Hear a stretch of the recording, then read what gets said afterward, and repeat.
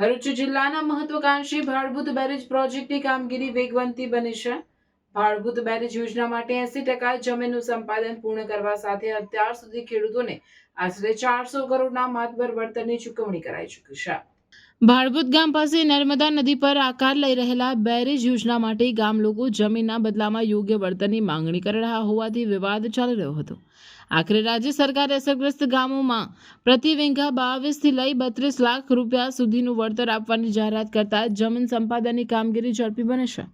વહીવટીતંત્રએ દાવો કર્યો છે કે અત્યાર સુધીમાં 80% જમીન સંપાદિત કરી લેવામાં આવી છે. અંકલેશ્વર તાલુકાના 6 ગામોની કુલ 819 હેક્ટર જમીનના સંપાદન માટેની કાર્યવાહીથી ભાડભૂત અમલીકરણથી વેગવંતી આવી છે.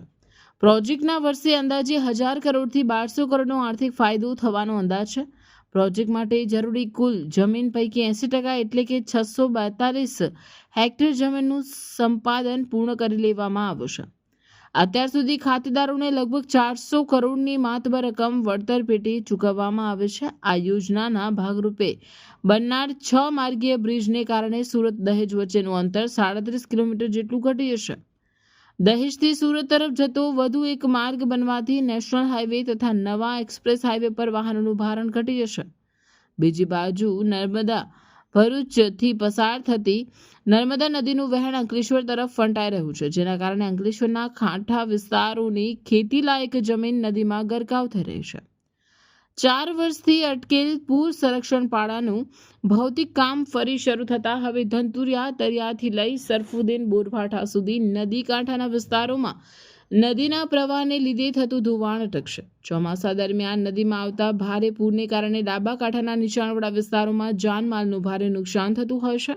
આ પાડાના નિર્માણથી પૂરના જોખમ સામે ડાબા કાંઠાના ગ્રામીણ વિસ્તારોને અભેદ સુરક્ષા કવચ મળશે અને નદી કાંઠે આવેલી ખેતીની ફળદ્રુપ જમીન ધોવાતી અટકશે. તો સાથે સાથે ભાડભૂત બેરેજ યોજના પૂર્ણ થતાં અંદાજે 599 મિલિયન વિશાળ જળાશયનું નિર્માણ થશે. આ જળાશય ભરૂચ, અંકલેશ્વર અને વાગરા વિસ્તારના ઉદ્યોગો માટે પાણીનો મુખ્ય સ્ત્રોત બનશે. સાથે જ ભરૂચ પાણીની સમસ્યા ભૂતકાળ બનશે. આ પ્રોજેક્ટથી ભરતીના પાણીને રોકી શકાશે, જેથી ખરપાટની સમસ્યા પણ દૂર થશે.